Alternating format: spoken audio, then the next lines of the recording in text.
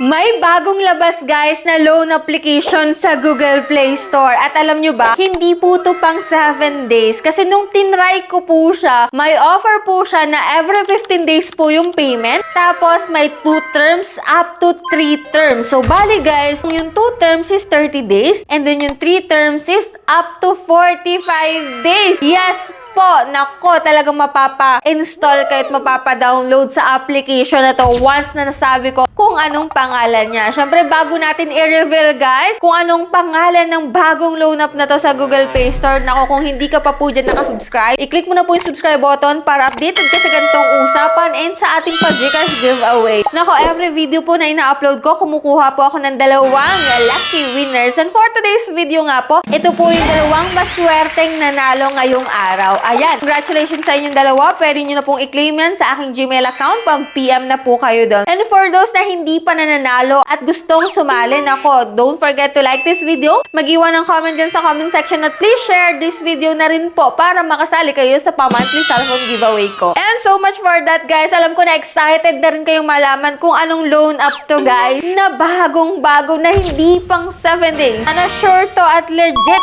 na every 15 days ang bayaran na may 2 terms up to 3 terms. Nako, kung gusto nyong malaman kung anong loan app yun, so keep on watching.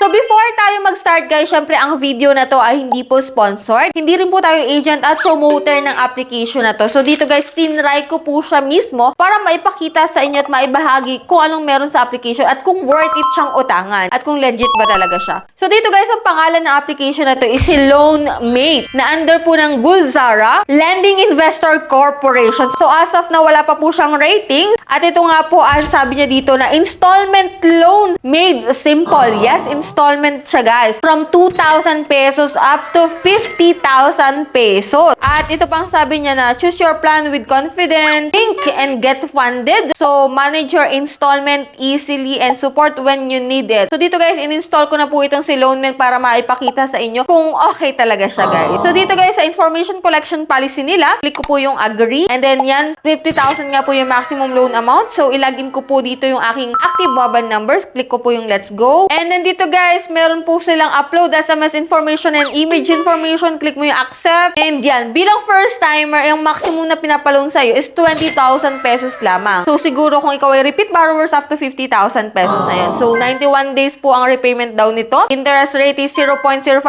per day. So click natin yung apply now. And then dito guys, sa basic information, pipilipan mo lang po yung mga yan. Magsasagot ka lang po ng ilang katanungan. Click mo yung next. Then dito guys, sa contact, tatlong contact reference po yung need nila. Siguraduhin mo kung sino ilalagay mo kasi maaari po yung i-text or tawagan. And sa mga ID type naman, so halos lahat naman po nandito. And then after nun, facial recognition. And then ito guys, withdraw account. Pwede po siya sa e-wallet and bank. May pamimilian ka po na Gcash, Paymaya, and GrabPay. So click mo yung next. And ito na nga guys, bilang first timer dito kay Loanmate, 4,000 pesos po yung aking pwedeng ma-loan dito. At may loan term pa siya na 15 days na 3 terms. So dito guys, kung makikita natin sa 2 terms, 2,599 po ang unang bayaran every 15 days and then 2,599 ulit yung total repayment mo. So matotal guys, 1,200 yung magiging interest niya. So dito guys, pwede mo pong i-scroll po to. So sa 3 terms naman, 1,872 po ang first period. Next po is same po, 1,872 and hanggang pangatlong bayaran. And kapag naman po ayaw mo ng 4,000, 2,500 for example, sa 3 terms po is 1,170